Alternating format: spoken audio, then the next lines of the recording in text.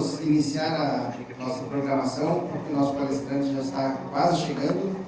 Para Curitiba, todos que são daqui sabem disso, né, que esses temporais como ocorreram ontem e hoje não é algo comum para nós, né? Então, desde já pedimos desculpas aí a todos, porque de fato foram imprevistos e o trânsito do aeroporto até aqui do centro está bem complicado mesmo. Mas eu agradeço desde já a doutora Ana Cláudia, da UNICEF, nossa presidente, por termos propiciado esse encontro aqui em Curitiba, essas palestras técnicas, né, que a UNICEF tem feito no país inteiro. Isso é muito bom para todos nós, propicia essa troca de experiências, troca de ideias, essa qualificação dos advogados. Inclusive, sempre que nós estamos virando gerentes do jurídico da Caixa, eu comento como a UNICEF tem feito esse papel de fomentar essa qualificação, o estudo dos colegas e as reuniões técnicas. Sempre que eu vou nas reuniões técnicas, seja onde for, estive naquela em São Paulo também, que foi maravilhosa, cada vez sempre melhor. Então, parabéns, doutora Anne, muito obrigado por estar aqui conosco. Cumprimento também o doutor Carlos Castro, está por aqui o Carlos Castro, aqui, doutor Carlos Castro, nosso sempre presidente da UNICEF, querido amigo, e presidente da Comissão Estatal do Conselho Federal, já pela segunda gestão, né? Daqui a pouco passo a palavra até para o Dr. Carlos Castro falar um pouquinho da Comissão Estatal. Fizeram um grande evento, inclusive, em Brasília, discutindo as questões da privatização, né? Cumprimento também e agradeço a doutora Valdilene, colega advogada do Banco do Brasil, né, da doutora Val, e também é presidente da Comissão de Advocacia Estatal aqui da OAB Paraná. A doutora Valdilene tem reunido nossos colegas estatais, porque de fato é um momento de bastante angústia, né? Muitas estatais passando por ameaças de privatização, mudança. Então, nesses momentos é sempre bom que a gente consiga trocar ideias, experiências, compartilhar, inclusive as angústias, né? E também as boas práticas, a exemplo das associações que nós temos, o Banco do Brasil também tem, então temos muitas coisas em comum. Agradeço ao Dr. Márcio, gerente jurídico do Banco do Brasil, muito obrigado por estar aqui, né, e a sua pessoa, cumprimento todos os demais colegas do Banco do Brasil, que gentilmente vieram estar aqui conosco. Sempre fazemos, quando é possível, eventos compartilhados como esse, né, e inclusive, outra oportunidade, o Delores esteve palestrando a convite de vocês, né, e vocês gentilmente nos estenderam o convite, então agora estamos retribuindo. Até nem sei se a Ana sabia disso, né? Teve há uns 3 anos atrás, salvo engano, né? O Dr. Delores esteve aqui em Curitiba palestrando a convite do Banco do Brasil. Então agora a gente está retribuindo o convite e a gentileza dos amigos do Banco do Brasil. Então, Dr. Márcio, muito obrigado. Cumprimento também e agradeço o Eduardo da GICAD, né? A GICAD sempre uma grande parceira, uma área co-irmã, digamos assim, onde nós precisamos estar em bastante sintonia. E na sua pessoa, Eduardo, cumprimento todos os demais colegas da GICAD, Roseli, todos os demais que estão aqui. Muito obrigado por estarem conosco. E podem contar sempre com o jurídico, é importante a gente ir estreitando os laços, nos aproximando, isso é muito importante. A Denise, da Superintendência, também está aqui. Obrigado, Denise, representando toda a rede. Cumprimento também a doutora Maria Amélia, conselheira estadual da OAB, que está aqui conosco, amiga pessoal do Delore também, minha colega no Conselho da OAB. Muito obrigado por estar aqui. Obrigado pela presença. E cumprimento a doutora Roseli Pérez, nossa coordenadora de Relevantes, e na sua pessoa cumprimento todos os demais colegas da Caixa, colegas advogados que estão aqui. Muito obrigado. Eu vou fazendo já a apresentação do Delore, para que quando ele chegar, a gente possa já partir para a palestra, né? Então já deixamos o colega devidamente apresentado. Quem já assistiu às palestras do Delore sabe como é muito bom assistir, poder dialogar e conversar com o Delore. Ele tem um conhecimento fantástico.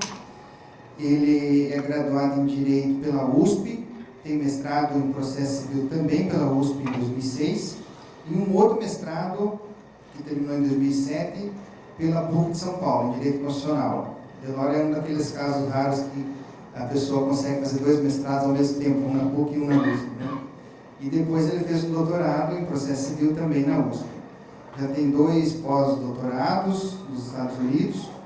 Ele é professor de Direito Processual Civil da Universidade Presbiteriana Mackenzie, da Escola Paulista de Direito e do Saraiva à Prova. Foi ex-assessor do ministro Antônio Carlos Ferreira no STJ e é advogado da Caixa Econômica Federal, onde já exerceu a coordenação jurídica. Atualmente, eu não sei se ele ainda está na coordenação jurídica, Carlos Castro, sabe ou não? Quem? O Delori ainda está como coordenador lá, né? Mudou a coordenação só. Já coordenou a área de relevantes, a área de recuperação judicial, justamente. Isso. Então, o doutor Delori é uma daquelas pessoas que a gente pergunta se ele dorme, né? Porque ele faz inúmeras coisas ao mesmo tempo e faz muito bem feito. Deve ser daquelas pessoas que dormem 1 ou 2 horas por noite, no máximo, e já está satisfeito, levanta para escrever os livros dele, porque ele tem várias obras publicadas. E ele falará hoje sobre a recuperação judicial, uma visão geral sobre a perspectiva do credor. Então, de fato, é muito adequado para a nossa atividade prática do dia a dia, por isso a importância da GINGAD, da Superintendência estarem aqui também conosco, além dos colegas do Banco do Brasil e da Caixa. Ele falará sobre o procedimento de uma recuperação judicial, como que ocorre, a contagem dos prazos e recursos no âmbito de uma recuperação judicial, também as outras demandas do credor, como habilitar, divergir, impugnar o crédito na recuperação judicial, a consolidação processual e substancial e as polêmicas envolvendo a extraconcursalidade do crédito fiduciário. Esses serão os 6 tópicos que o Delori apresentará assim que chegar. E ele já está quase chegando. Nós passamos agora a palavra ao Dr. Carlos Castro, nosso ex-presidente da CONCEF, presidente da Comissão Estatal do Conselho Federal, para que fale um pouco para nós como foi esse evento lá em Brasília, discutindo as privatizações e dê os outros recados que entender pertinente. Dr. Carlos Castro, muito obrigado, a palavra está contigo. Nada disso tinha sido combinado, hein, pessoal? Isso aí é para ganhar tempo mesmo enquanto o Delori chega. E eu vou logo dizer porque eu não sei mentir. Como nordestino da terra do frevo, do maracatu, de terra de gente porra louca, eu não vou estar aqui enrolando ninguém. Eu fui chamado de surpresa, né, para falar enquanto. Depois você pode chamar de surpresa a Valdirene também. Não, é bom que ela fica aqui junto de mim com uma figura feminina, bonita como ela, bela como ela, e dizer aqui da minha satisfação de estar aqui em Curitiba novamente, né, nessa bela cidade, talvez uma das mais belas do país, e hoje brincando, eu estava dizendo, eu vou levar sempre no coração essa cidade, porque foi aqui hoje que eu soube que eu vou ser avô pela primeira vez.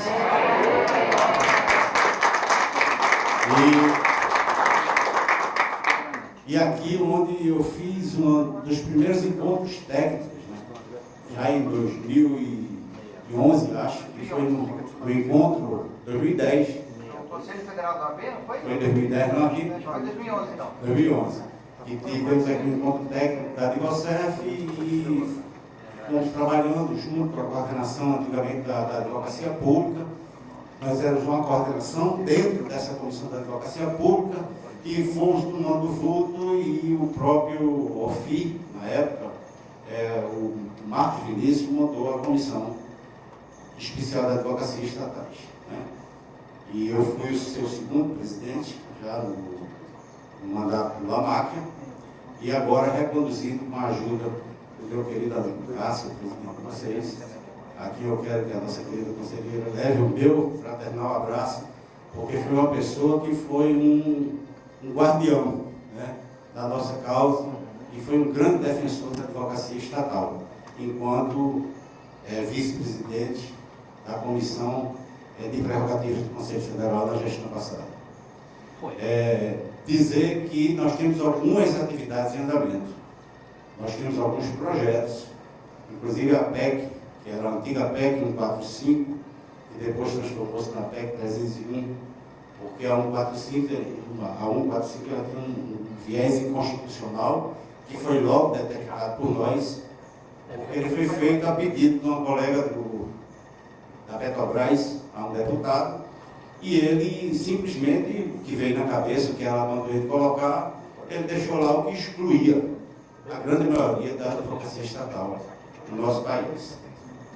E aí, no encontro técnico da advocacia estatal, no primeiro encontro técnico, já presidido por minha comissão, nós levamos a assessoria do deputado, o relator, e dessa PEC 145 transformamos na PEC 301, que hoje está em andamento, foi desarquivada já no Congresso Nacional, a nosso pedido, e que está dependendo apenas, acompanhamos a sua relatoria junto à Comissão de Constituição e Justiça, que foi aprovada já na comissão, que é um dos passos mais difíceis dentro do Congresso Nacional. E o que falta agora é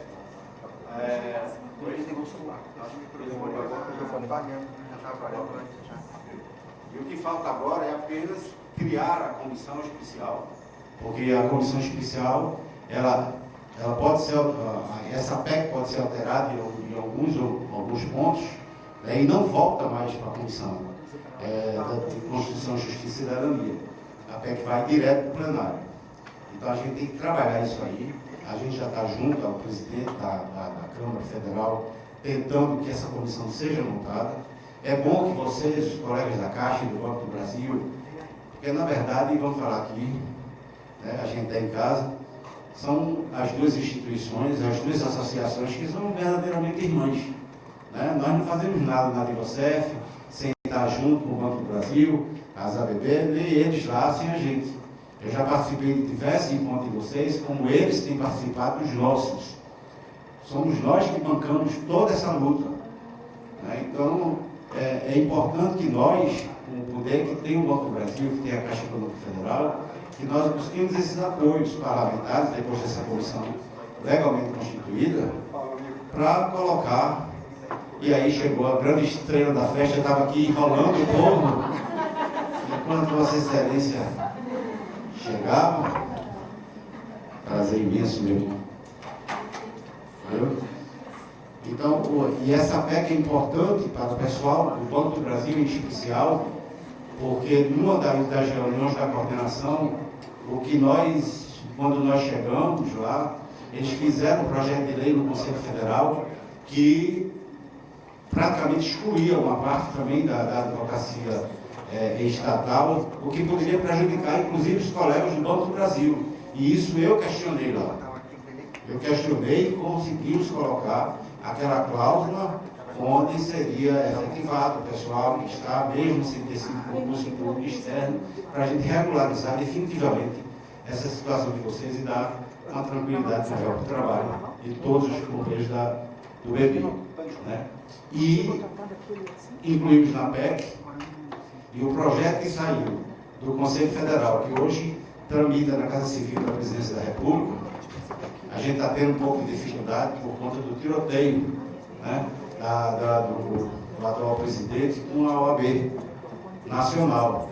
Mas nada que a gente não vá buscar os apoios de quem precisa. As ABB, a Advocef, nós somos apartidários. E a gente vai buscar as forças de quem realmente tem poder e manda nesse país para resolver a nossa situação. Então, é importante que a gente venha acompanhando esse processo, o perigo que nós estamos passando, porque a gente sabe que tem o risco que corre hoje o Banco do Brasil, a Caixa Econômica Federal e todas as demais estatais. Fizemos esse grande evento do Conselho Federal, onde levamos o ex-deputado, o ex-ministro, Ciro Gomes, junto com a ex-senadora Ana Amélia, que foi candidata a vice-presidente com o Geraldo Alckmin. E foi um debate brilhante, talvez um dos mais vistos pela internet do Conselho Federal. Deu mais de 45 mil visualizações desse debate.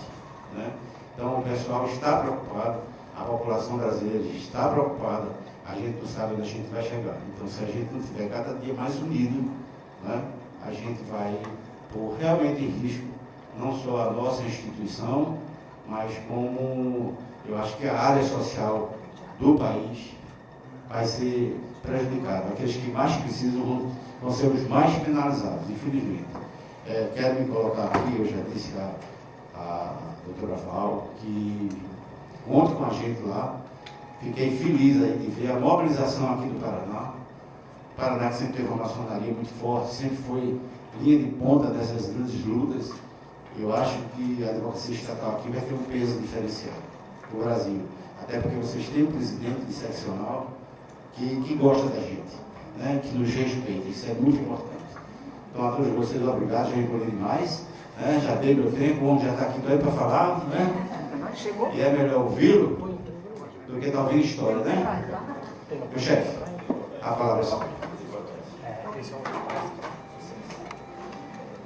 Colegas, boa tarde. Em primeiro lugar, eu quero pedir desculpa.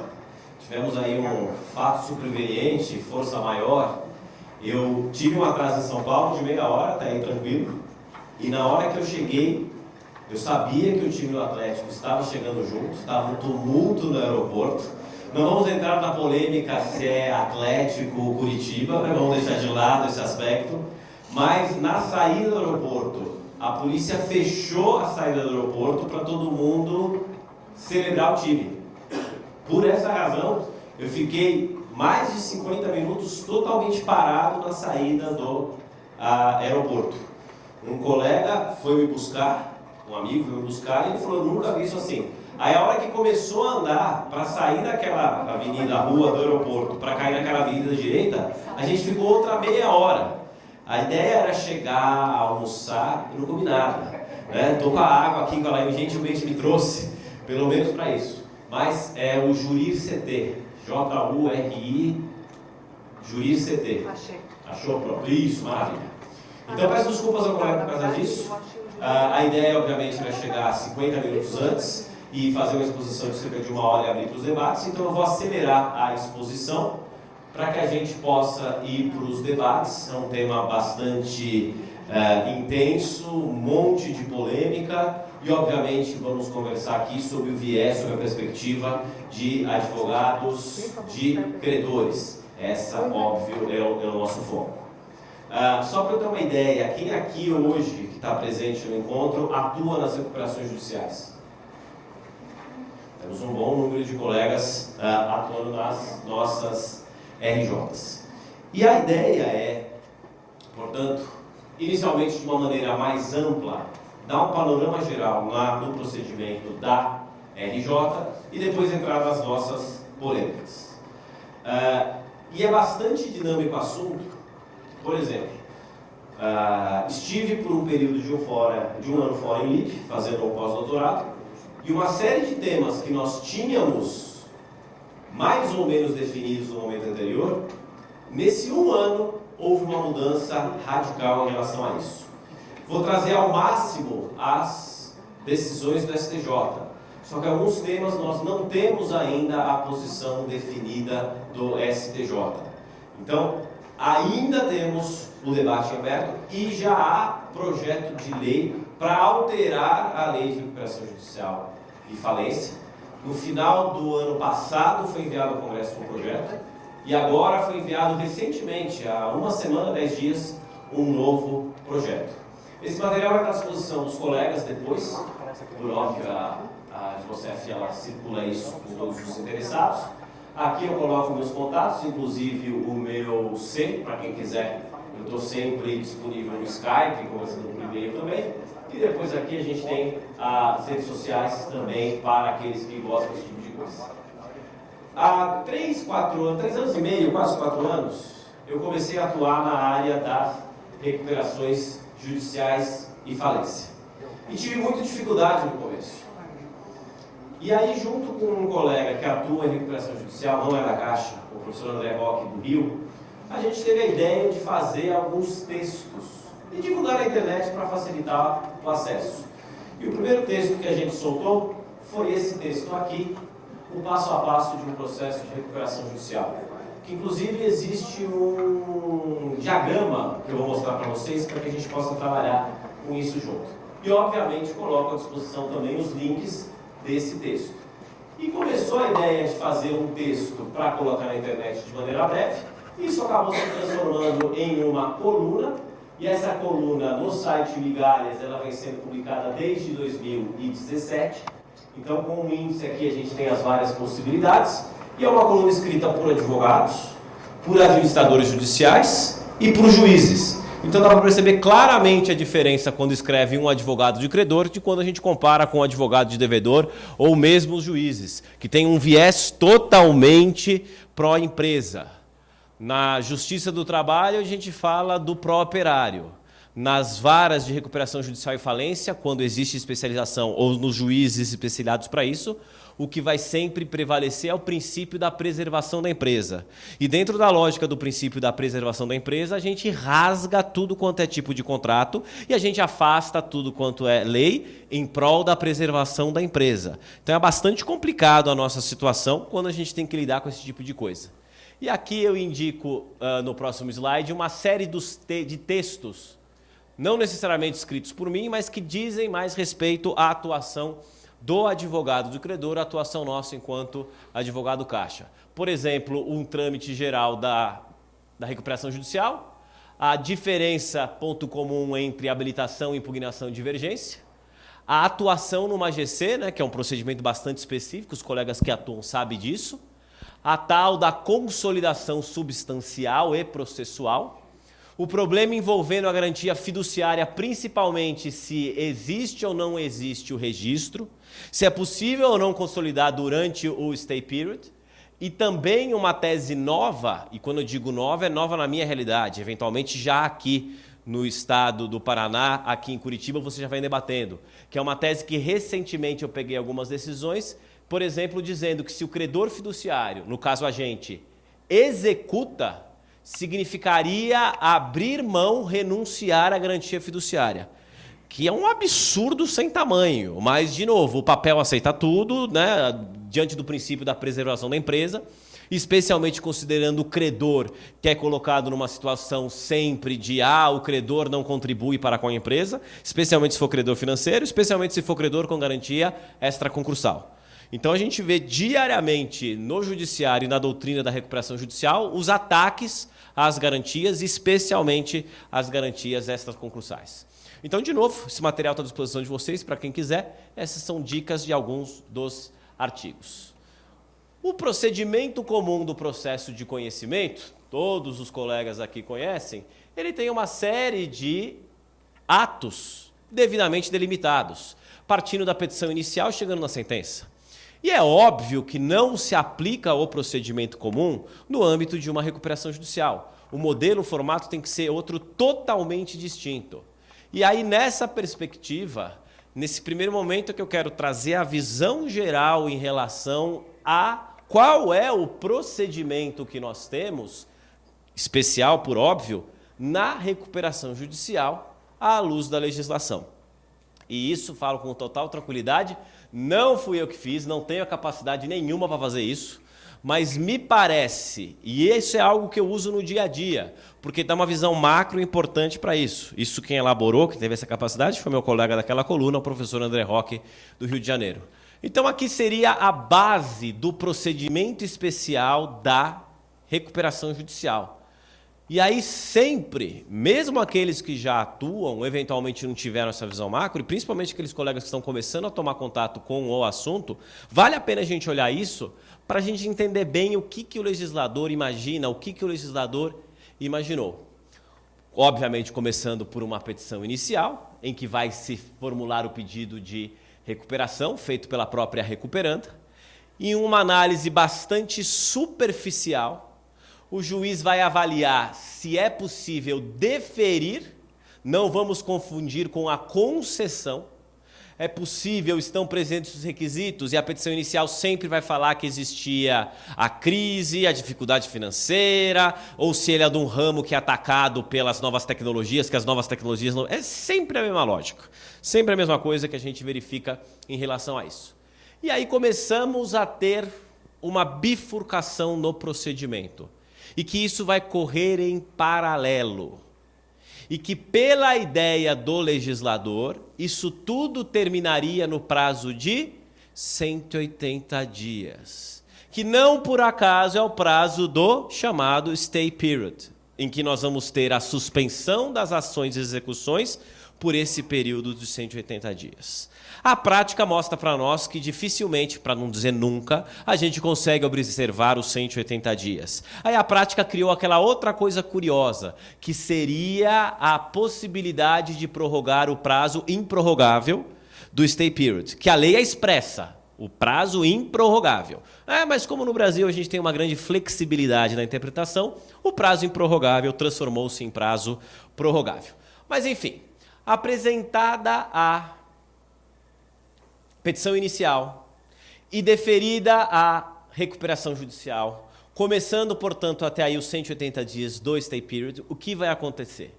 Inicialmente vai ser publicada a primeira relação ou primeiro edital, ou primeira lista, como preferirem, que é a lista apresentada pela própria recuperanda. E aí, desta lista, vai ter o nosso primeiro prazo de 15 dias para a apresentação, seja da divergência, seja da habilitação. Já volto a isso.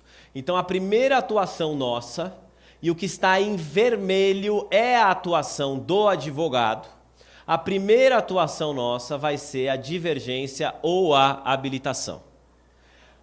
Essa divergência ou habilitação são apresentadas, aí eu quero ouvir depois dos colegas aqui em Curitiba, como é que funciona, é apresentada perante o administrador judicial. Não necessariamente também perante o juiz. São Paulo não se apresenta perante o juiz, só perante o AJ. Rio de Janeiro se apresenta perante o juiz e perante o AJ.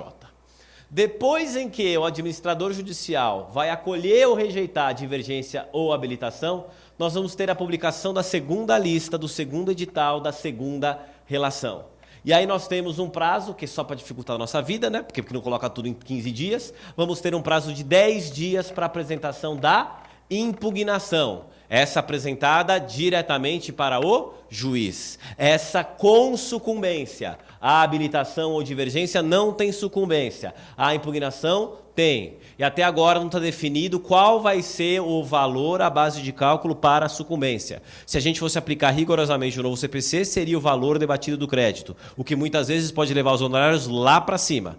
O judiciário, de forma geral, não tem aplicado a sucumbência em cima do percentual relativo ao valor do crédito. E, finalmente, depois disso, nós vamos para a terceira lista, o quadro geral de credores, após, portanto, o filtro do juiz. Só que na prática o QGC vai ser feito lá na frente, depois que já houve a Assembleia Geral, vai ser lá na frente do processo. Então o que realmente a gente leva em consideração é a segunda relação após o administrador judicial. Nesse meio tempo, enquanto existe a publicação do edital, o primeiro edital, vamos ter a apresentação do plano pela empresa. O Plano de Recuperação Judicial, o PRJ. Uma vez apresentado o PRJ e também aberto o prazo para a manifestação dos credores, começa a fluir o prazo de 30 dias para a apresentação da objeção. Então são nomes que muitas vezes a gente confunde, mas que o legislador quer trabalhar de forma separada. Primeiro, a divergência ou habilitação, a primeira lista. Depois, a impugnação, a segunda lista. E a objeção ao plano. Na prática, de vez em quando, a gente confunde, está na correria do dia a dia e fala impugnação ao plano, aí vai falar da divergência judicial. Mas, enfim, pela lei, a nomenclatura seria essa e, obviamente, não custa nada a gente seguir a nomenclatura da lei. A objeção é uma peça pro forma. A objeção a gente apresenta normalmente uma lauda, duas laudas, dizendo, olha, o plano tem ilegalidades, o plano é interessante ao interesse do credor, não estou de acordo, apresento objeção. E qual é o efeito prático da objeção? Se ninguém apresenta a objeção, o plano é automaticamente aprovado. Na minha atuação profissional, eu vi uma vez isso acontecer. Então, quer dizer, é bastante raro, mas em tese pode acontecer. Nenhum credor impugnou, está tudo certo, maravilha, está encerrado o problema. Mas na prática, a grande maioria das vezes, 99% das vezes, a gente tem a apresentação da objeção. E ao se apresentar a objeção, mais uma vez, pouco importa quais são os argumentos, é uma peça para marcar posição, dizendo não concordo, e aí vamos ter a designação da Assembleia Geral de Credores. Na AGC, que não vai acontecer perante o Poder Judiciário, que vai ser presidida pelo administrador judicial, a gente vai ter aquele momento bastante democrático, em que todos os credores vão se manifestar, claro, se assim quiserem. E todos os credores podem estar presentes para votar em relação ao plano.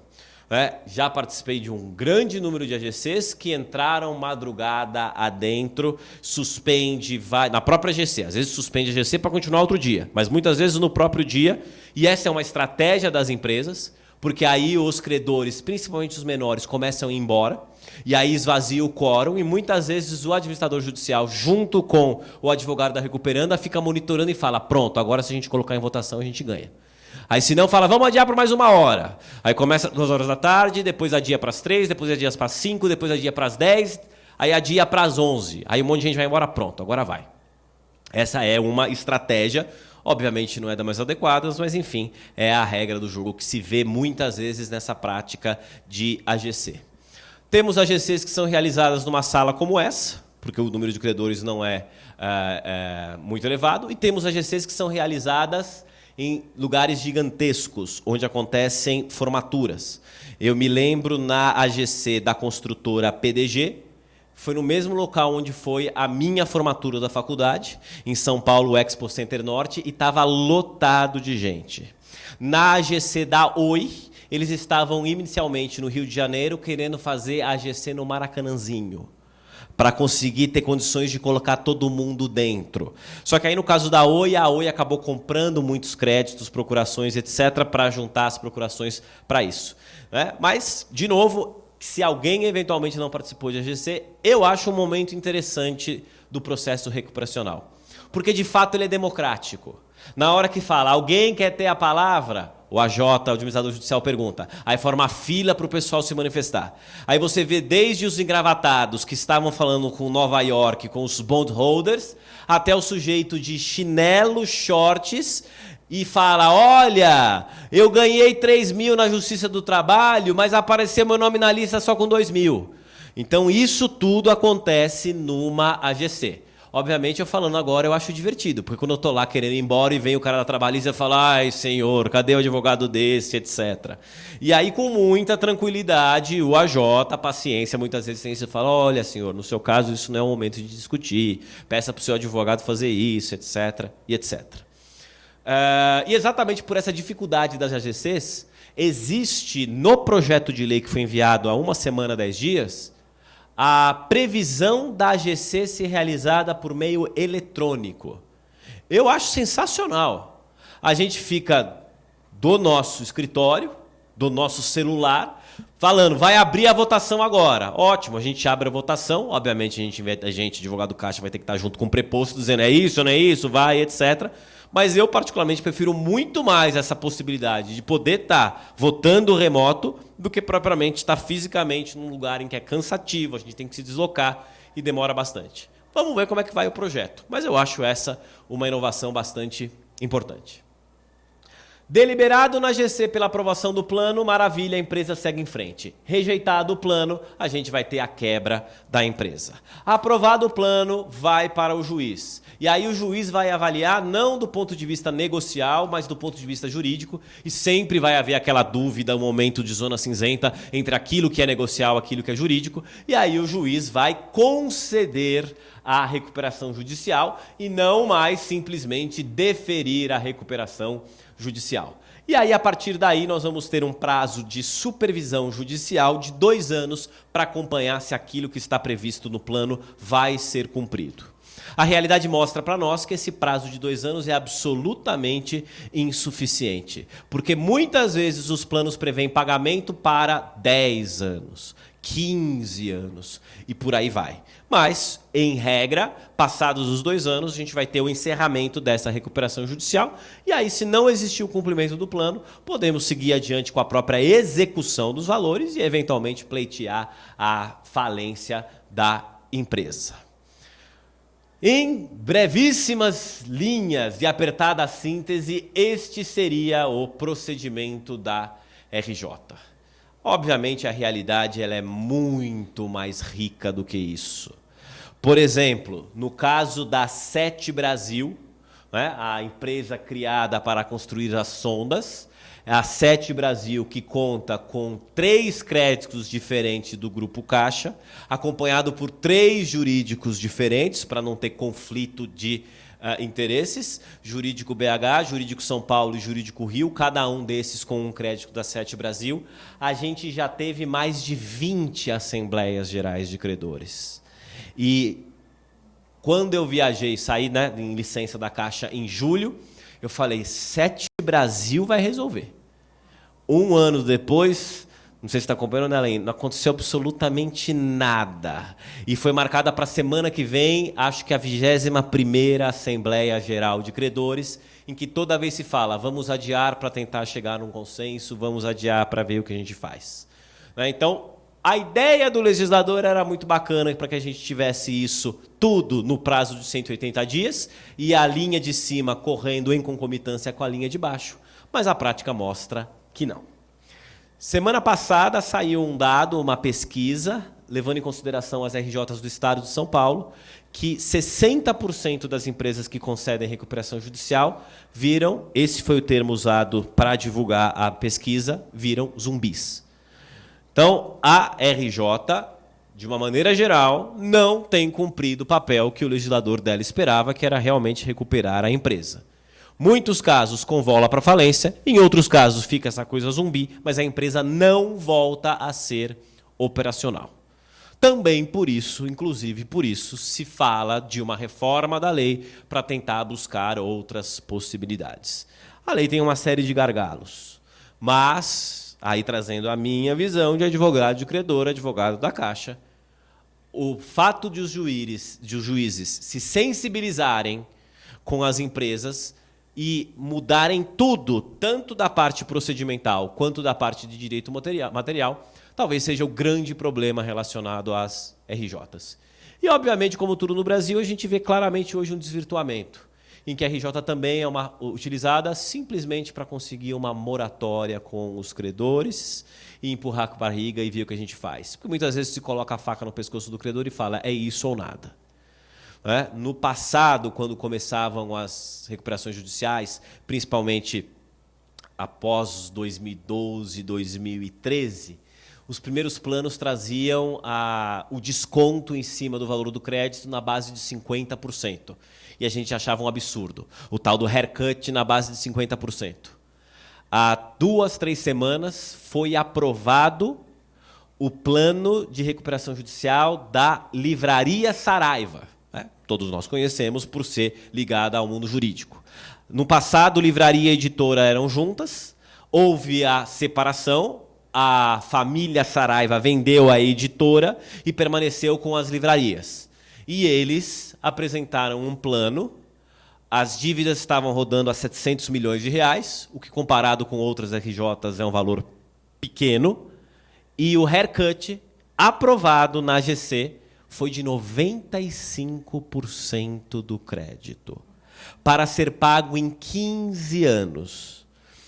A Caixa não é credora nessa RJ, mas quando eu vi a notícia, eu falava, 95% para 15 anos? Deixa quebrar. Pelo menos pega uns livros e distribui no jurídico para nós, pronto, faz alguma coisa assim, né? Mas, enfim, foi aprovado, os credores, na sua maioria, aceitaram na AGC os 95%. E aí eu até entrei em contato com uma editora para a qual eu publico, não é uma editora grande, chama Editora Foco, focada em concurso público OAB, e eu cheguei para ele e falei, escuta, vocês aprovaram 95%? Ele falou, sim. Eu falei, mas como é que vocês fizeram isso? Ele falou, você viu a notícia da véspera? A GC era na segunda, terça-feira. Você viu a notícia do domingo? Eu falei, não, não vi. Domingo à noite, aceitaram trocar o controlador. Tirar a família Saraiva, que estava desde que a editora foi fundada há 100 anos, tirar do negócio. E isso era o que os credores falaram. Porque a gente, vendedor de livro, ainda acredita na editora, na livraria. Mas com aquele gestor não dava. Então, nesse caso, ele falou, eu votei favorável, praticamente abrindo mão de todo o meu crédito, com a perspectiva de venda futura.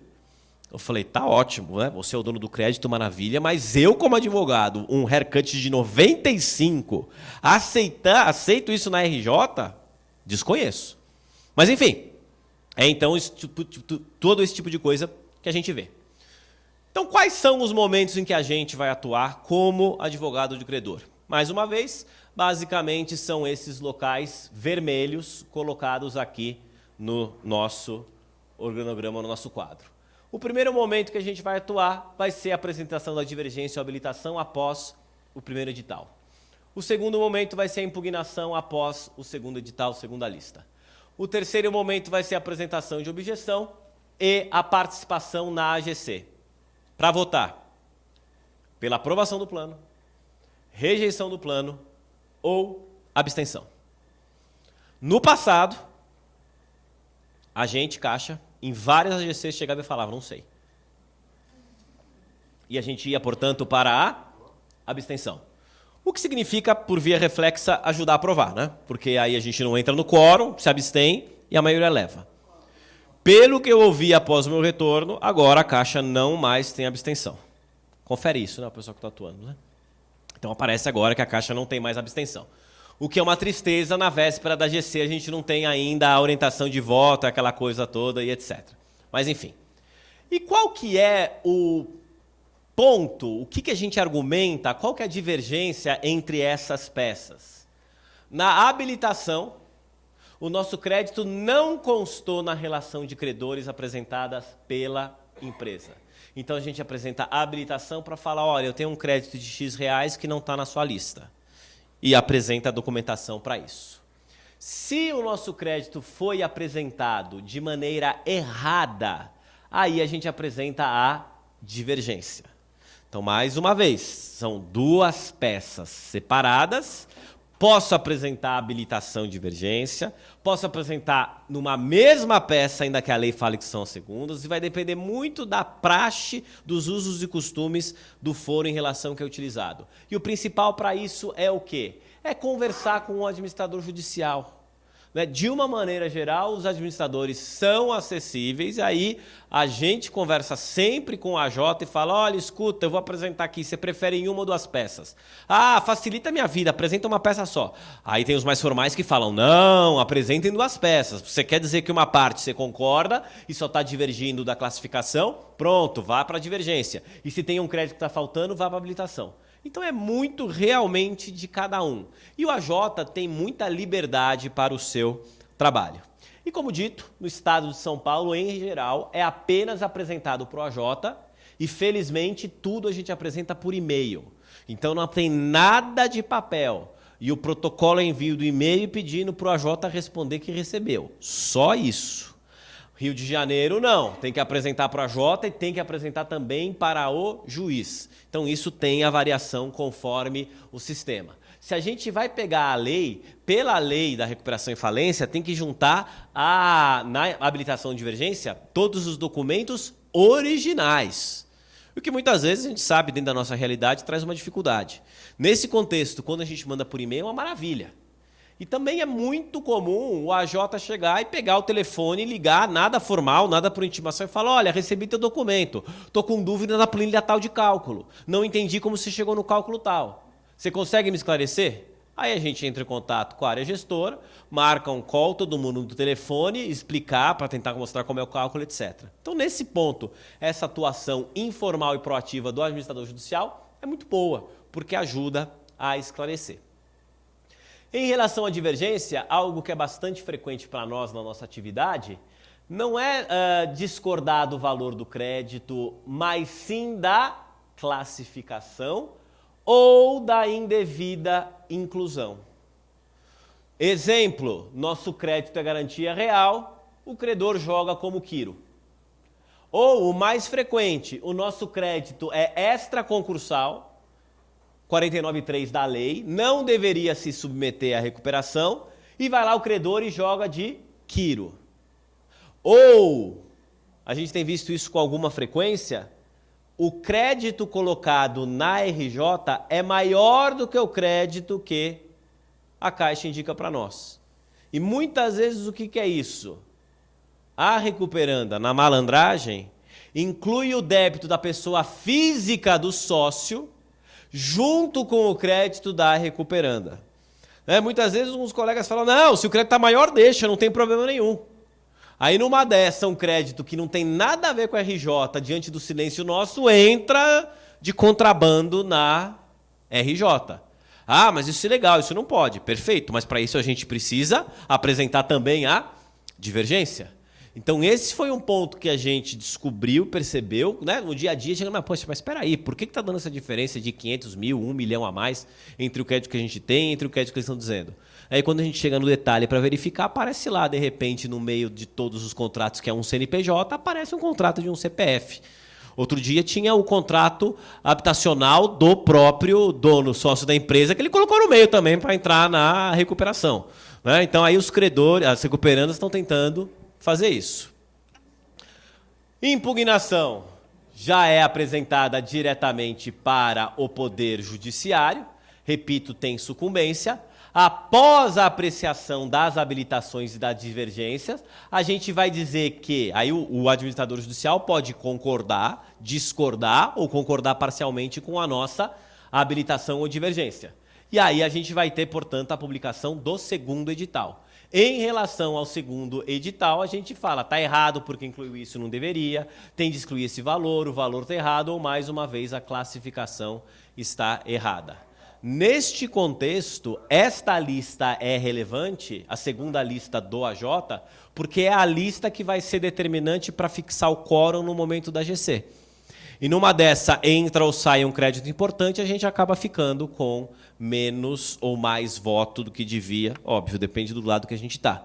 Aí uma possibilidade que existe é pleitear uma tutela de urgência para o juiz, para que a votação seja feita de acordo com o que nós estamos alegando na impugnação. E o juiz vai trabalhar com a base da verossimilhança das alegações, vai trabalhar com a urgência, e uma saída boa, que muitas vezes acontece, é fazer a colheita de voto de duas maneiras. Então, colhe a votação na GC de acordo com a segunda lista, após a habilitação e divergência, e colhe também como se a impugnação fosse acatada pelo juiz. Então, o juiz, de novo, em tutela de urgência, determina que a gente tenha essas duas formas de votação. E muitas vezes, quando isso acontece, não dá diferença nenhuma. Mas outras vezes, quando isso acontece, isso pode acarretar que haja a mudança do resultado de uma aprovação para reprovação do plano e vice-versa. E por vezes a gente fica sabendo do crédito, fica sabendo da GC, fica sabendo da RJ, quando já passou tudo isso.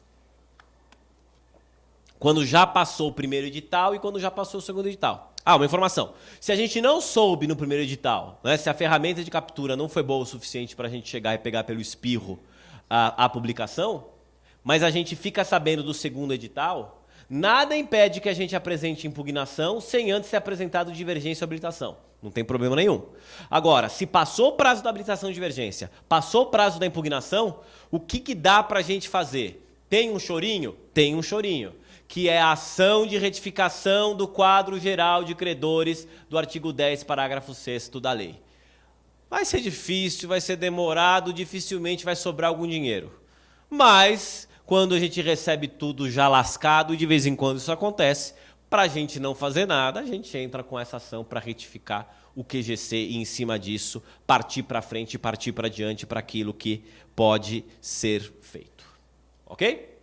Então, essas são as situações em que a gente mais tem a nossa atuação. E agora eu começo, feito esse panorama geral, eu começo a trabalhar com os problemas específicos, as polêmicas do nosso dia a dia. Uma das polêmicas é o prazo. E aí começa. A lei de recuperação judicial é uma lei especial, mas é uma lei anterior à lei geral posterior, que é o Código de Processo Civil. E aí, mais uma vez, o problema do legislador do CPC não ter pensado em várias das leis especiais. Imediatamente após a vigência do CPC, começou o debate. E os prazos da Lei de Recuperação Judicial e Falência vão ser contados em dias úteis ou não? São dias úteis ou dias corridos? A gente tem a aplicação subsidiária do CPC à Lei de Recuperação e Falência ou não? Ah, o critério da lei é que os prazos processuais são contados em dias úteis e os prazos materiais são contados em dias corridos. Aí começa. Agravo de instrumento decorrente de uma decisão do juiz. Isso vai ser um prazo material ou processual? Acho que ninguém vai ter dúvida que é um prazo processual.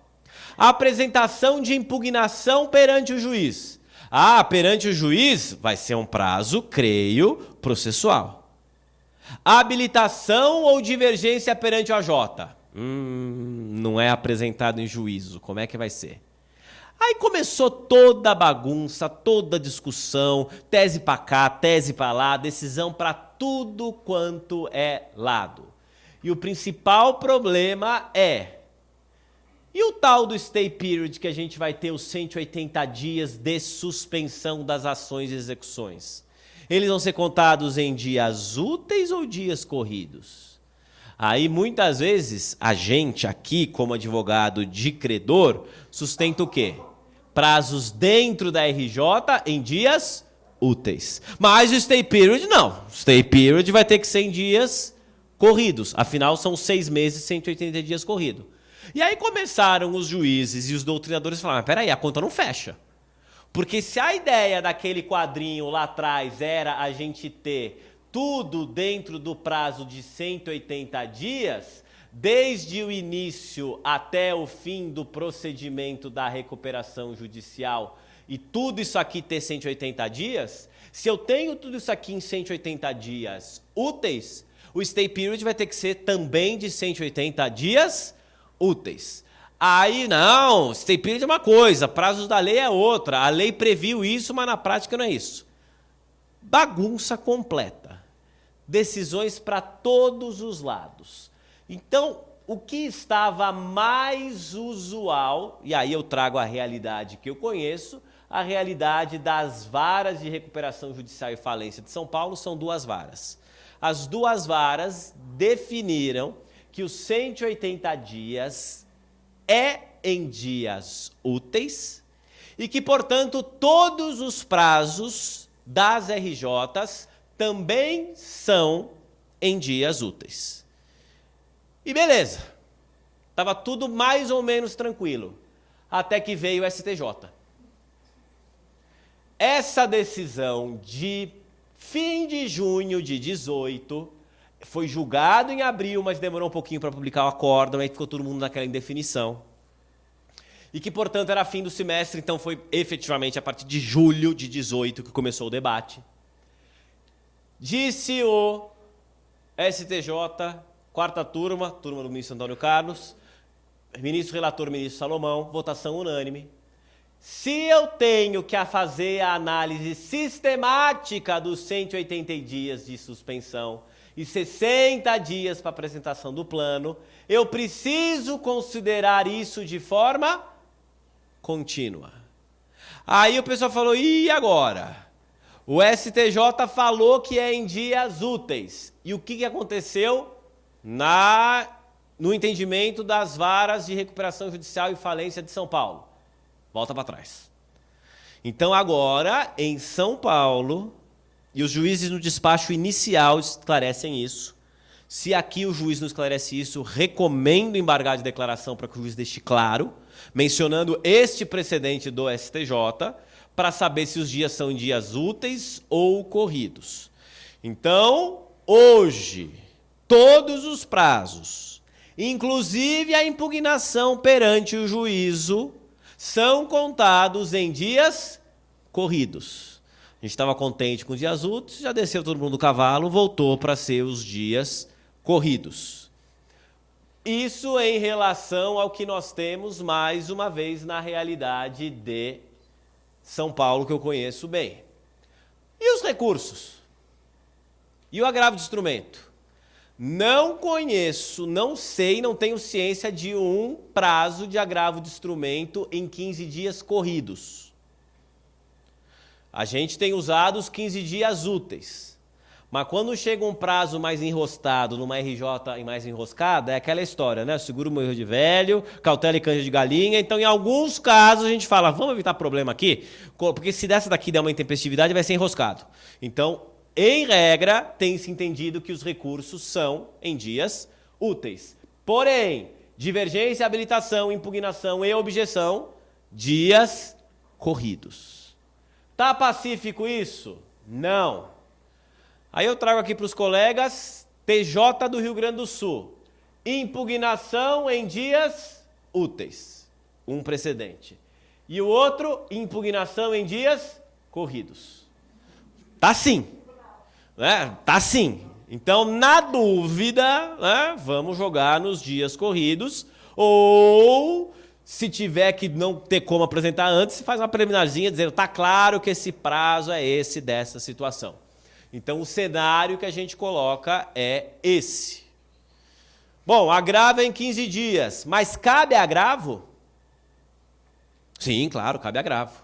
Mas fora das hipóteses do 1015, aí começa de novo a polêmica. O legislador, quando elaborou o novo CPC, esqueceu completamente da lei de recuperação e falência. Foi assim, totalmente esquecido, né? Faz de conta que não é processo. E né? Tudo que eu estou falando aqui com os colegas é processo puro. E aí como é que fica a discussão? Quando tenho reunião de estudiosos do direito, estudiosos do processo, e elaboram os enunciados, o assunto costuma ser enfrentado.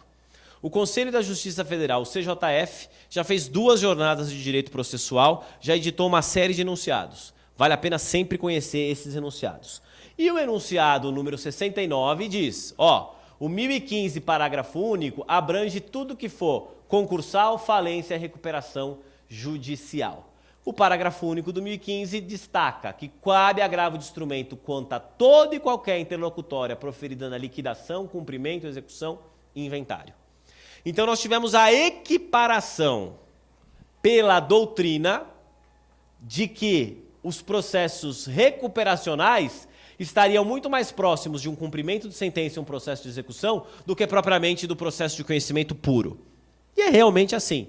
Mas não custava nada o legislador, no CPC, ter colocado um inciso para dizer que no 1015, para dizer que as decisões da recuperação judicial são agraváveis de instrumento, ou inserir aqui ao lado do inventário, vírgula, e recuperações, falências e processos concursais, como, por exemplo, insolvência civil. Então, a gente sempre trabalhou com base neste enunciado e na interpretação do 1015. Mas alguns tribunais de justiça e algumas decisões isoladas diziam, não está no 1015, não cabe agravo de instrumento. Mas peraí, estou decidindo aqui a minha impugnação, como é que eu vou fazer essa história? Preciso debater isso aqui. E aí, diante dessa situação, alguns tribunais, como por exemplo Goiás, praticamente fecharam questão que não cabia agravo de instrumento das decisões de recuperação, salvo na hipótese do 1015. Mas, felizmente, a questão chegou no STJ, e está pequeno, obviamente, vocês não conseguem ver, mas ela é de junho de 19.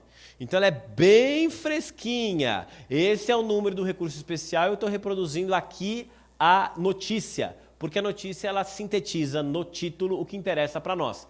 Cabe agravo de instrumento contra decisões proferidas durante RJ e falência. Então, na preliminar do nosso agravo de instrumento, é mencionar esse recurso especial e falar, está resolvido, estamos diante dessa situação, cabe agravo de instrumento dessa situação. Qual? Qualquer uma. Decidiu em RJ e falência, cabe agravo de instrumento. E aí o próximo tópico, esse tem dado trabalho para a gente, as consolidações. Consolidação processual e consolidação substancial. Se a gente abrir a lei de recuperação e falência, não tem nada a respeito disso. Não se fala nada. Nem a respeito de consolidação processual, nem substancial. Isso é construção doutrinária e jurisprudencial. O que é a consolidação processual? Essa é tranquila. Seria o litisconsórcio ativo na RJ. 5 empresas no polo ativo. Beleza. Grupo econômico, atividade semelhante, maravilha. Põe todo mundo no polo ativo e não tem problema nenhum. O problema para nós é a outra. É a tal da consolidação substancial. Que veio inspirada no direito falimentar recuperacional dos Estados Unidos, que é diferente do nosso, mas para as empresas, para as devedoras, isso é bacana. Porque você pode mudar o quórum de aprovação. Você pode conseguir, numa consolidação, uma votação mais favorável que você não conseguiria. Tá, mas o que é isso então? Eu considero não só o litisconsórcio ativo, mas eu considero que todas as RJs que estão todas as recuperandas que estão na RJ vão ter o pedido processado de forma conjunta, ou seja, unificação dos créditos e unificação dos débitos. Portanto, a autonomia das diversas recuperandas e os diversos CNPJs são afastados. E vamos para isso com uma única assembleia de todos os credores votando e todo o grupo econômico consolidado. Poxa, eu tenho um crédito bom na empresa X. Eu mando naquela RJ, naquele plano daquela empresa.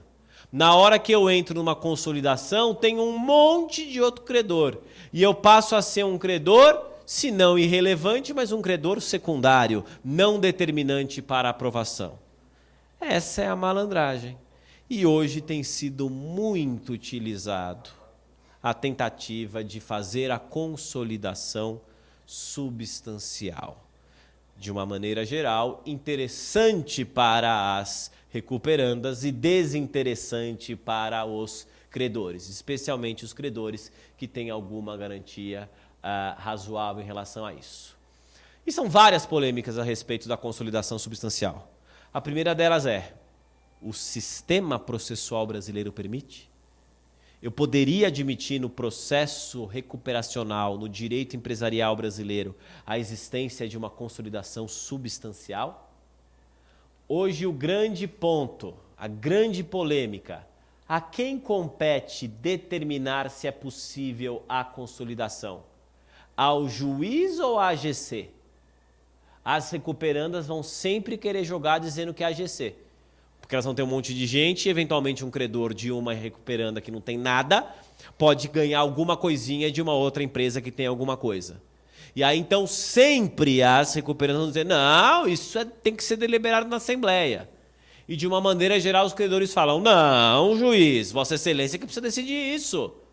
Porque eu estou dizendo que não pode, é uma tese jurídica, não é simplesmente uma questão negocial. Ora, eu quando concedi o crédito para a empresa A. Não foi para o grupo A, B, C, D, I até Z. Eu fiz uma análise de crédito, fiz a garantia pensando na empresa A. E agora no meio do caminho vem essa história dizendo: não é A, é A até D? Não quero. Então essa polêmica, esse embate sempre constante entre credores e recuperandas para saber de quem é a competência para falar. Pode ter ou pode não ter a consolidação substancial. E na linha dessa polêmica de quem decide, quais são os requisitos para dizer que eu posso unificar os ativos e os passivos? É simplesmente a vontade do credor, do devedor, da recuperanda? Preciso ter situação de confusão patrimonial que justifique isso?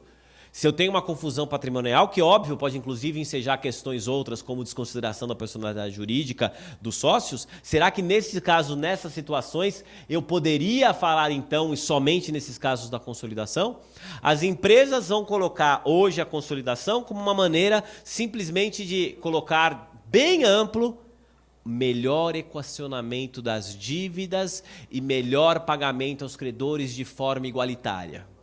Olha que bonito, né? E as garantias separadas que existiram antes, deixa tudo de lado. E como consolidação substancial virou, aspas, um palavrão, o que a gente começa a ver nas últimas RJs que vão ingressando é que eles estão pedindo a consolidação sem falar em consolidação, para não chamar atenção, para não levantar a lebre. Então, por exemplo, o plano de recuperação da Odebrecht, que hoje é a maior do Brasil, é claramente um plano que tem consolidação substancial. Só que se você dá o Ctrl L para localizar no plano deles, em nenhum momento eles usam a palavra consolidação. Em nenhum momento eles usam a expressão consolidação substancial. Só que eles dizem que as dívidas vão ser unificadas em prol da melhor equacionamento dos ativos e passivos de forma adequada. Então vale a pena também prestar atenção nessa pegadinha, porque como virou já um nome, aspas, ruim, em que tem lupa em relação a isso, Esse é um ponto que a gente tem verificado com alguma frequência. E a jurisprudência? TJ São Paulo. Admissão do litisconsórcio ativo que não encaminha necessariamente à consolidação substancial. Necessidade da maioria dos credores de cada uma das devedoras sob pena de subversão do Instituto. Esse julgado aqui ele fica em cima do muro. Ele está dizendo que não é só o juiz e não é só a AGC. Que você precisa ter em cada uma das AGCs separadamente a possibilidade de cada uma delas aprovar. E se todo mundo aprovar, aí pode ir para uma AGC zona para que eu tenha todos os credores. Essa é uma das decisões. Outra decisão relacionada ao cinto. Possibilidade de situação de consolidação substancial das 3 empresas que entregam um grupo econômico, desde que as empresas assumam a roupagem de um grande bloco com o potencial de transmitir a terceiros a impressão de que é um todo unitário. Aquela história que eu falei relacionada a quase uma confusão. Seria essa, então, a situação em que a gente teria isso admitido. Tá, e o STJ? Pesquisa feita esta madrugada no site do STJ. Eu joguei a expressão consolidação substancial. Obviamente vocês não conseguem ver aqui, mas não tem nenhum acórdão, não tem afetado nada, não tem nada do informativo de jurisprudência e de decisões monocráticas tem 9 decisões monocráticas que tratam de consolidação substancial. E esta noite eu li as 9, nenhuma no STJ enfrenta o tema. Então a gente pode dizer tranquilamente, o STJ permite consolidação? Não sabemos, porque o STJ ainda não enfrentou o tema. Ok? E com isso eu estou com 15 para as 4. Aí eu consulto os colegas e os organizadores se eu prossigo na exposição ou se eu já abro para debates. Prossegue? Tem mais alguns slides. Então tá bom. Consultadas as bases, fizemos aqui uma mini GC, né? Foi exatamente isso, os que se manifestaram tiveram essa situação. E só aqui aproveito, o professor Jordão, meu colega, ele me deu a carona, ficamos as 2 horas no trânsito e daí foi estacionar o carro antes de vir para cá. O professor Jordão é professor de processo civil aqui da PUC do Paraná. Ele gentilmente, sem saber que estaria o time do Atlético lá, foi me buscar. Até agora deve estar arrependido porque ele tem um outro compromisso. Nós iríamos almoçar, nem isso conseguimos. Então aqui de público, professor Jordão, obrigado pela gentileza. Até uma próxima, a gente se encontra novamente. Boa sequência de trabalhos. Maravilha. E já que eu fiz essa pequena quebra aqui também, quero cumprimentar o Dr. Tiago Andraus, ele é membro do Ministério Público do Trabalho, aqui em Curitiba, está na última fileira ali, e nós nos conhecemos na fria e gélida Syracuse, no tempo que eu estava fazendo meu pós-doc, ele estava fazendo o LLM deles, ficamos amigos e desde que voltamos, a primeira vez que a gente se encontra, né, ele é da Trabalhista, ele é do outro lado do balcão, mas nesse momento aqui estamos academicamente falando, um prazer recebê-lo aqui, obrigado pela presença. Então vamos em frente.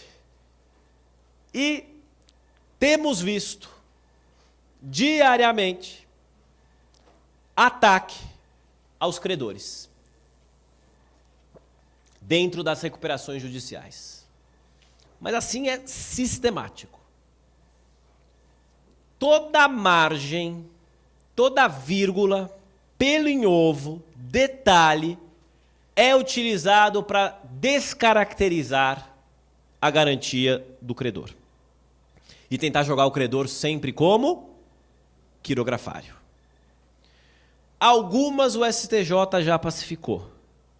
E mesmo o STJ tendo pacificado, alguns tribunais intermediários, não conheço a realidade daqui, do TJ Paraná, mas alguns tribunais, por exemplo o TJ São Paulo, continuam decidindo contra a jurisprudência do STJ.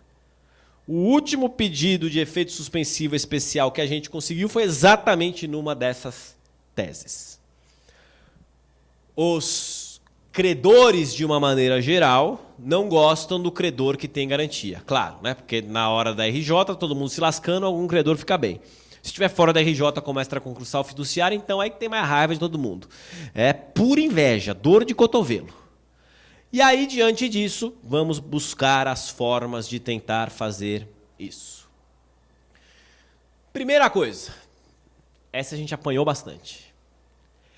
Precisa registrar a garantia fiduciária.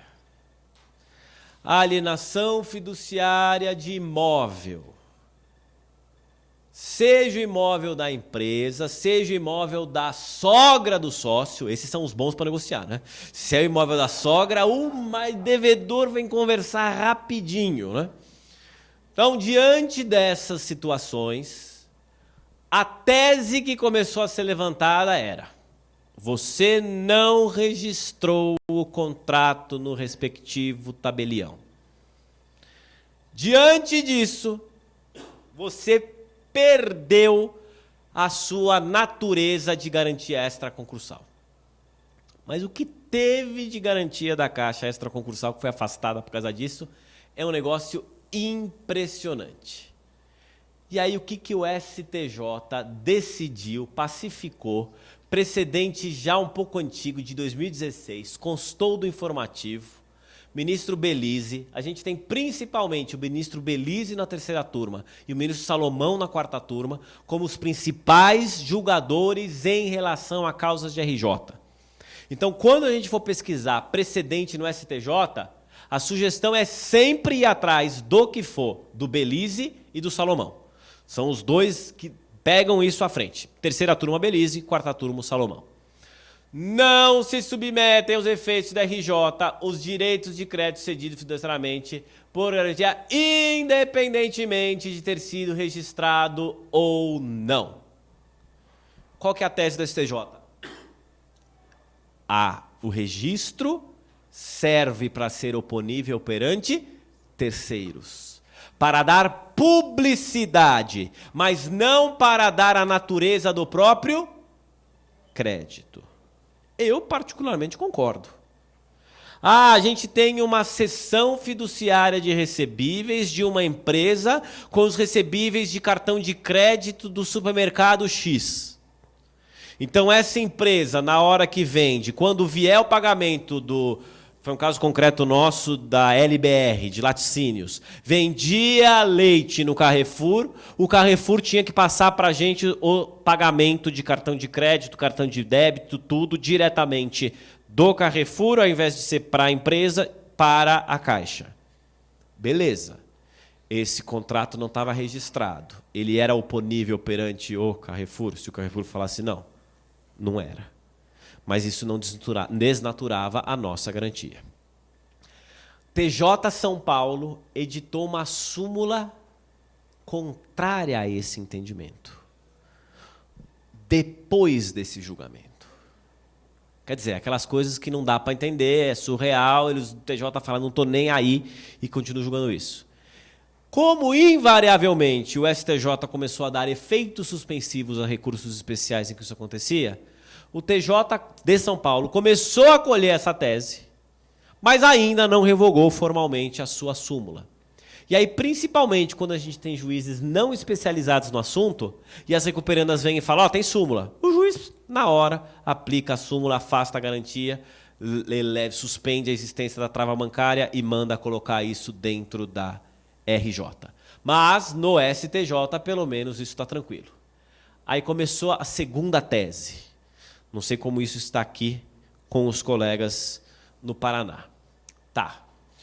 Não preciso registrar, mas se for cessão fiduciária de crédito, recebível de cartão de crédito, recebível de cartão de débito, promissória, duplicata, etc., precisa fazer o quê? Não basta ter o registro, se a gente fizer o registro, claro, do contrato mãe. Eu preciso individualizar cada um dos títulos. Então, se é promissória, cada promissória que passar pelo gerente, o gerente tem que mandar isso para o cartório. Você fala com isso na ponta, o pessoal fala, isso é impossível. Porque o volume é grande, o volume é gigantesco, é dinâmico, isso não tem condições. Mas alguns tribunais começaram a falar, não, Tadinha da recuperanda. Ela precisa disso para a sua atividade. Você, credor fiduciário, você é maldoso, porque você não está contribuindo para o soerguimento da empresa. Você que tem tanto lucro. Então, considerando o princípio da preservação da empresa, a gente tem que fazer o que agora? Não, reconhecer que a sua garantia não é extraconcursal, ela é quirografária, não pode mais ter a retenção dos recebíveis que você estava tendo e, melhor para a empresa, pior para nós, devolva tudo aquilo que você reteve desde o momento em que foi lá atrás deferida a RJ.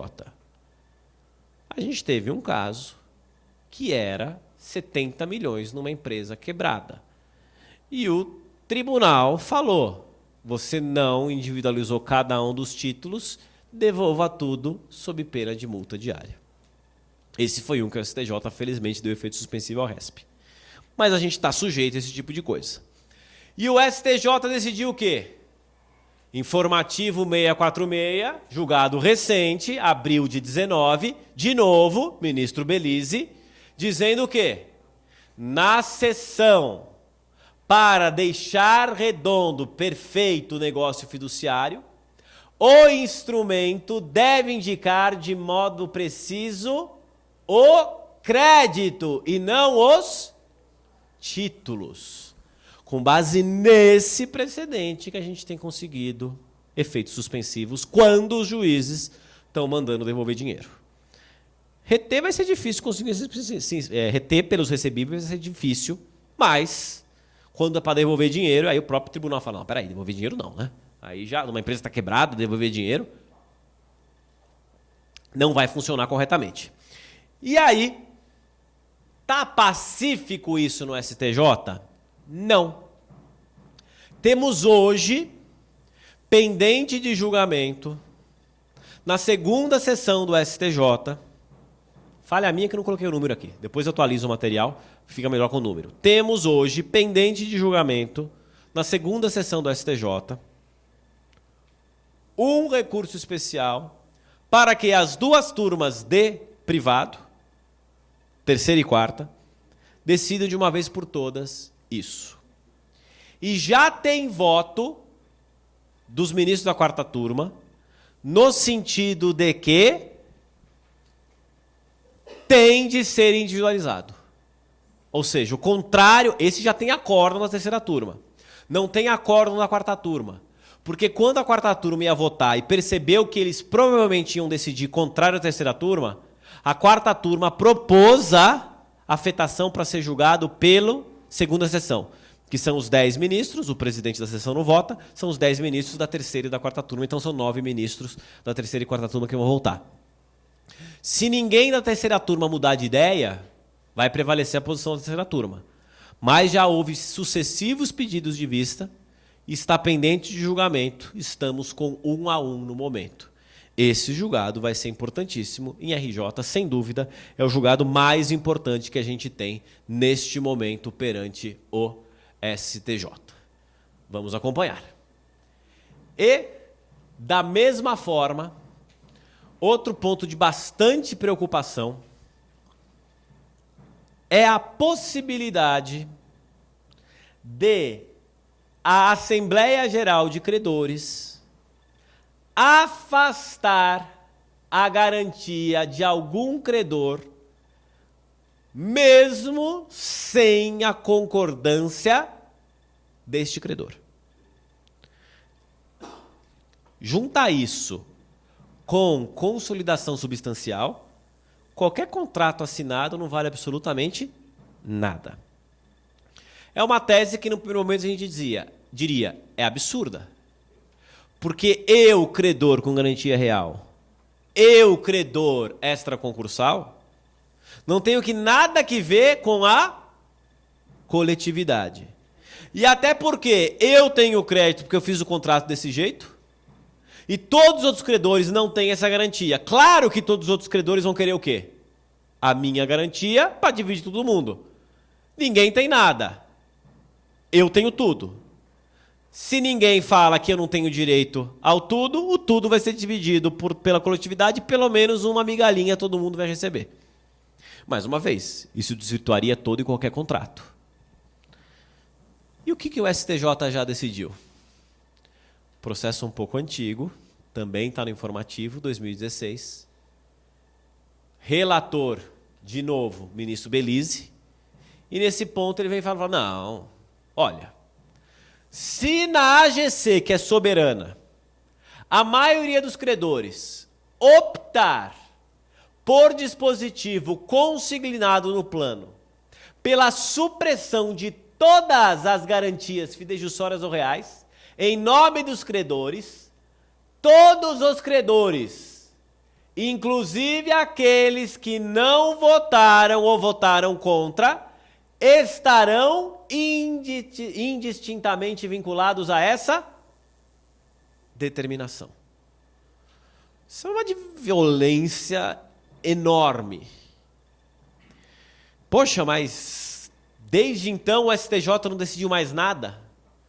Saiu uma decisão monocrática semana passada, monocrática, de novo do ministro Belize, que foi muito criticado por essa decisão, porque inclusive ele tem várias boas decisões, boas sob a perspectiva de credor, boas decisões em relação ao RJ, e ele foi muito criticado por isso.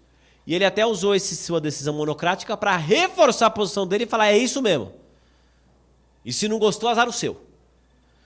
Então saiu semana passada, é monocrática, julgou com base neste precedente para dizer que é monocrática, e claro, agora vai ter que ser colocado em julgamento na terceira turma, vamos ver o que acontece na terceira turma, e depois ser colocado em julgamento na segunda sessão. Quem votou neste caso para que houvesse a vitória, foi uma vitória por 3-1 dessa tese, o ministro Belize, relator, Moura Ribeiro e Sanseverino. Votou vencido o ministro Noronha e o ministro Cueva era impedido neste caso.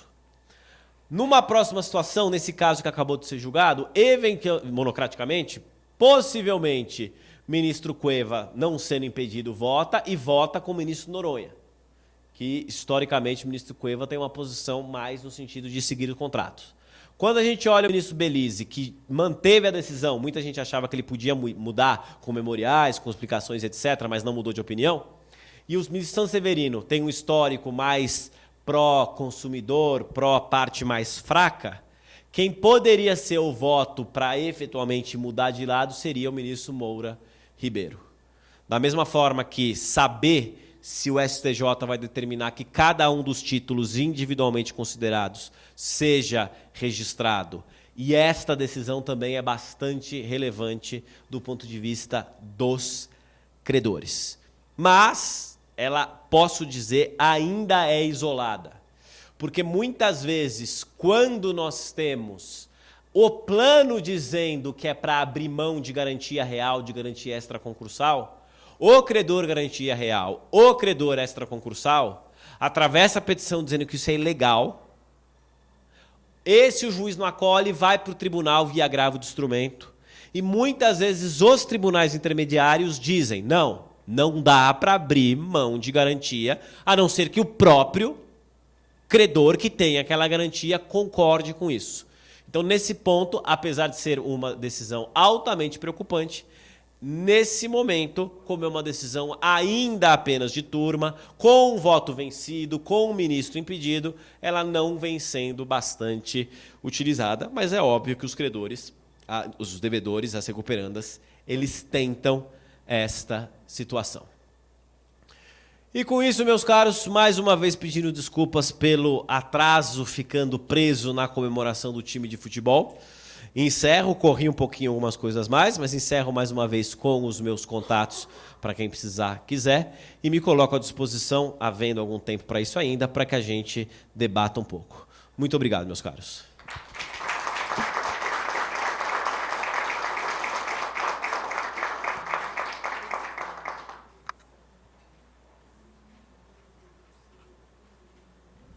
Alguém uma dúvida, debate, comentário, alguma coisa? Ok. Boa tarde. Inicialmente, Parabéns pela excelente exposição. Mas sobre o último tema, tá? Eu gostaria de saber se o senhor conhece algum precedente em que isso tenha ocorrido que não seja uma assembleia onde não compareceram os credores. Porque, como a representação é por classe, você teria que imaginar que a classe, com garantia, iria abrir mão, porque a renúncia teria que ser total. Ou seja, todas as garantias seriam desconsideradas. Existe precedente de uma assembleia com presença de credores que isso tenha ocorrido? Aí entra naquele ponto que mostra, né, as pegadinhas da RJ. Por que tem tanta gente que vota contra o seu interesse? Porque teu comentário é perfeito.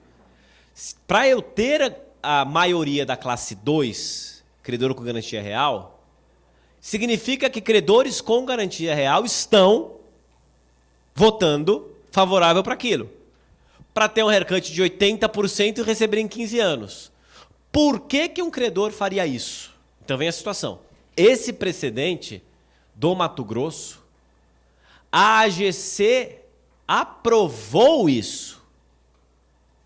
Um dos credores que votou vencido foi ao TJ do Mato Grosso e disse, essa cláusula é legal. O TJ do Mato Grosso disse, de fato, essa cláusula é ilegal. Subiu para o STJ falou, não, essa cláusula é válida se os credores, na sua maioria, aprovaram. Tá, por que um credor com garantia real, classe 2, abriria a mão de sua garantia? Aquele que votou vencido, tudo bem, a gente entende. Aí vem a malandragem da RJ, que ele vai receber por fora.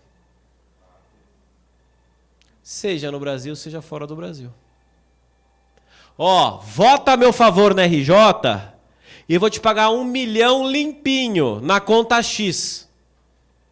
Isso é fraude. Isso, não sou especialista em penal, mas isso tem no mínimo alguns tipos penais. Não só na própria lei de recuperação, que tem tipos penais, como no Código Penal de uma forma geral. É por isso que o credor, com garantia real, vai aceitar esse tipo de coisa. E aí vem um negócio mais complicado. Às vezes a gente, como advogado de RJ, o próprio advogado da parte contrária fala, eu sei que a Caixa é mais difícil, mas não tem um jeitinho aí da gente fazer algum negócio? Uma vez um colega que trabalhava comigo colocou literalmente para correr o advogado. Falou, escuta, meu amigo, isso é uma empresa pública, para com isso. Eu falei, não tem problema, você não vai aceitar, eu vou na esquina ali, tem outro banco vai aceitar. Mas faz o que você quiser, outra coisa, põe o sujeito para correr. Várias vezes, principalmente com credores estrangeiros, os credores votam tudo sim com a RJ. Por quê? Por causa disso. Vai receber lá fora, fora do plano, o que obviamente é legal, e vamos em frente. Por isso que é muito complicado também esse ambiente de RJ. E aí, quando você vai conversar com o juiz e explicar, fala, pô, não tem como. Não. Princípio da preservação da empresa. O que importa é os trabalhos que ela vai manter, os impostos que ela vai recolher, cumprindo a sua função social. Mas você fala, excelência, obviamente tem coelho nessa moita aí, não sei o que, etc. Não temos provas de nada, não podemos presumir a má-fé e etc. Mas eu acho que a tua pergunta é excelente para ilustrar esse tipo de situação que a gente vê. Por que um credor com garantia real abriria a mão da sua garantia real? Algo mais, gente?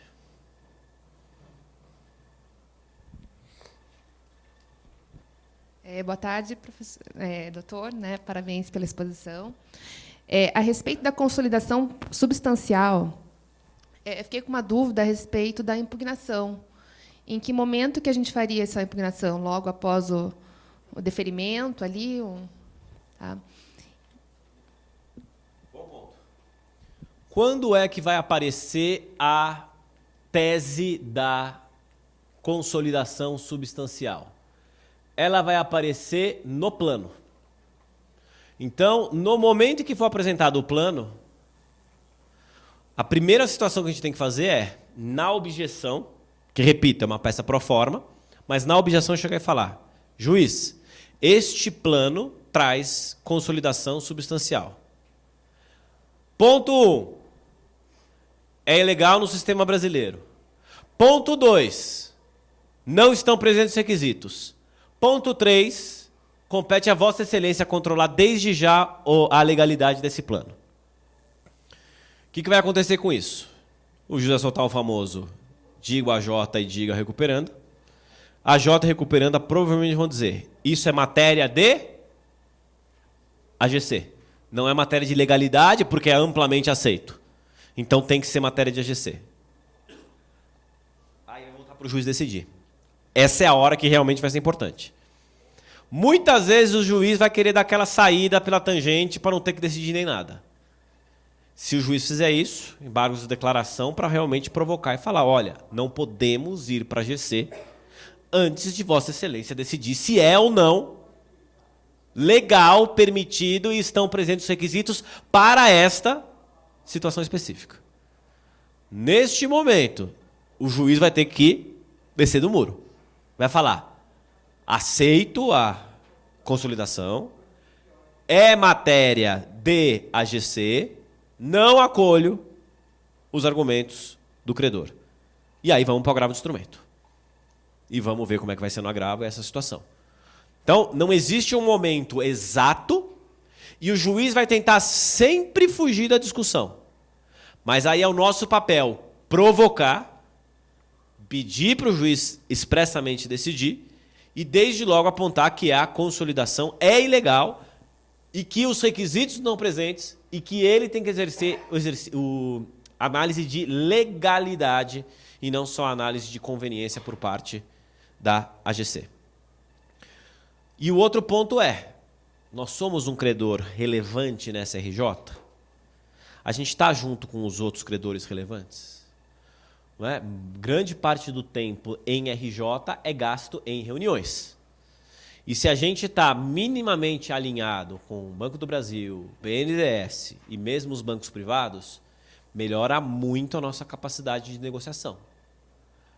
Várias vezes, não poucas vezes, em que a primeira versão do plano trouxe a consolidação substancial, exatamente por essa reunião dos credores financeiros e chegar para a empresa em recuperação dizendo isso não vai para frente. Se você colocar consolidação, todo mundo vai votar contra. E aí a própria empresa recuperanda, sabendo que vai perder, ela tenta, claro, o papel dela, ela desiste desse plano. Porque esse é outro problema que a gente tem hoje. Cada vez mais a apresentação de plano, ela tem sido um ato meramente formal.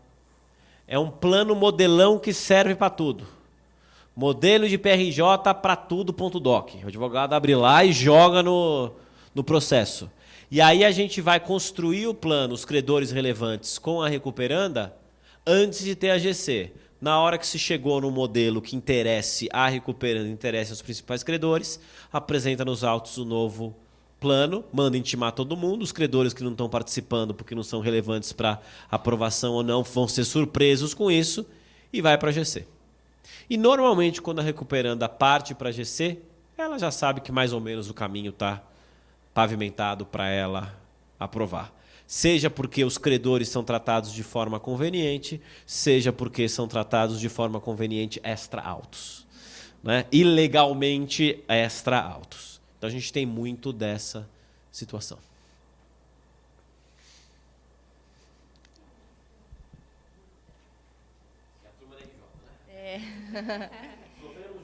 Sim. Primeiro, parabéns, né, pela exposição.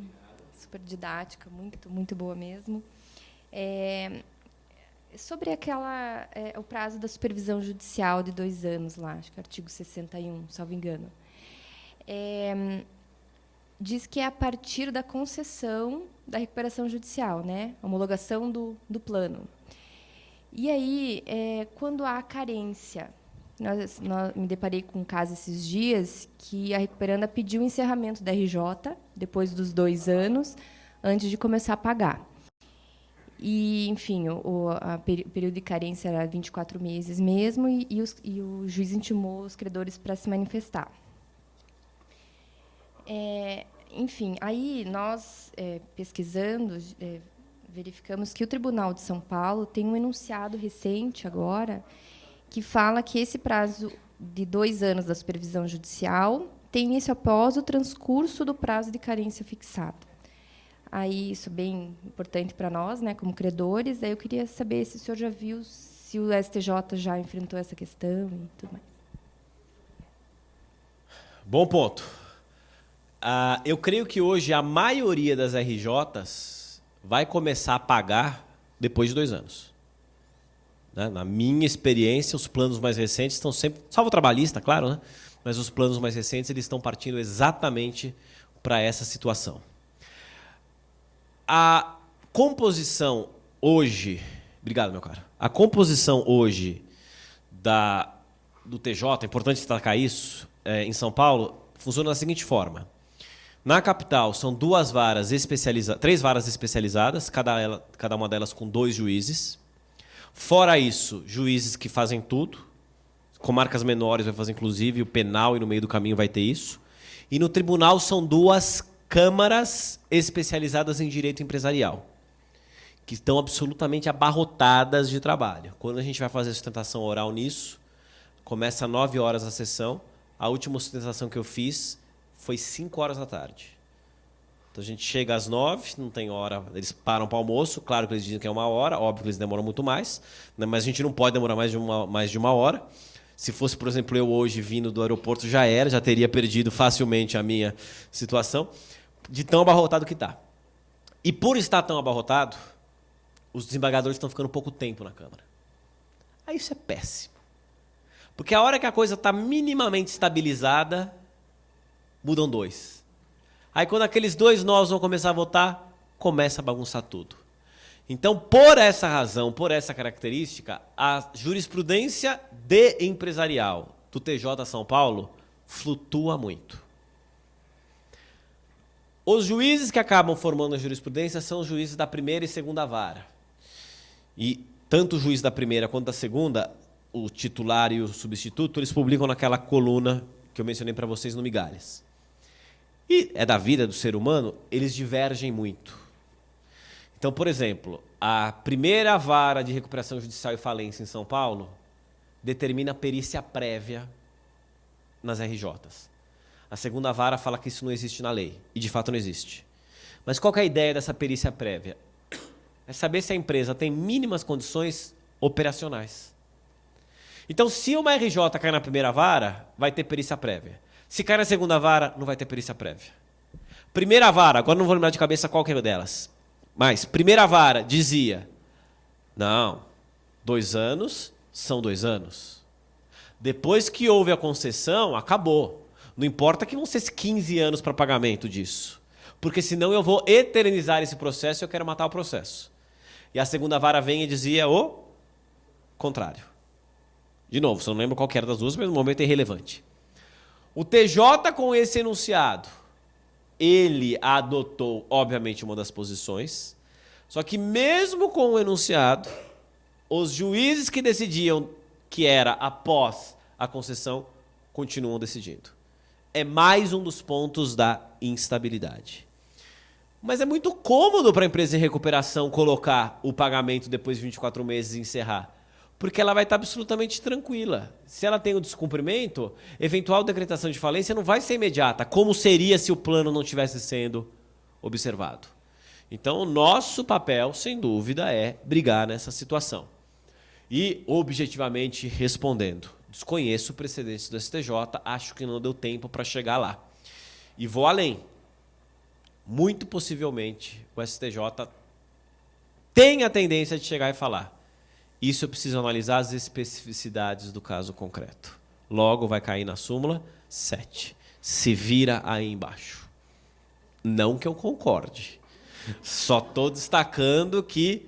Porque, de fato, você tem que ver as especificidades. Só que a premissa é, olha, a lei fala que é a partir da concessão. Só que nunca a lei, quando foi elaborada, imaginava que a gente ia ter 15 anos de pagamento das dívidas. Né? Então, exatamente, o objetivo da lei não era esse. O objetivo era, em 6 meses, matar com tudo. A realidade mostra que muito mais do que isso. Ok? Colegas, algo mais? Tranquilo? Obrigado, gente. Ana? Bom, antes de mais nada, muito obrigada, Delori. Delori sempre um parceiro nosso da Advocef. um entusiasta do ciclo de palestras e, mais uma vez, nos aí brindou com uma brilhante palestra sobre recuperação judicial. Muito obrigada. Eu queria agradecer também ao pessoal, né, os colegas do Banco do Brasil, por estarem aqui. Foi uma honra recebê-los. E agora nós estamos quites. Entendeu? O próximo convite tem que vir de vocês. Certo? Obrigada a todos os colegas da GIGAD que vieram também. É um assunto importante que interessa a todos nós. O ciclo de palestras ele tem sido feito pela Advocef já há alguns anos. E agora, nessa nova gestão, nessa gestão desde o ano passado, a gente resolveu fazer esse ciclo com os nossos associados, já que nós temos colegas preparadíssimos para passar para a gente aquelas informações tão necessárias para o desempenho das nossas funções. O próximo será dia 26 de setembro, em Fortaleza. Eu agradeço aqui a presença de todos, nós estamos muito avançados na hora mesmo. Não imaginava que ia tão tarde, não tem coffee break, tá, gente? Mas, de qualquer maneira, obrigada pela presença de todos. Obrigada.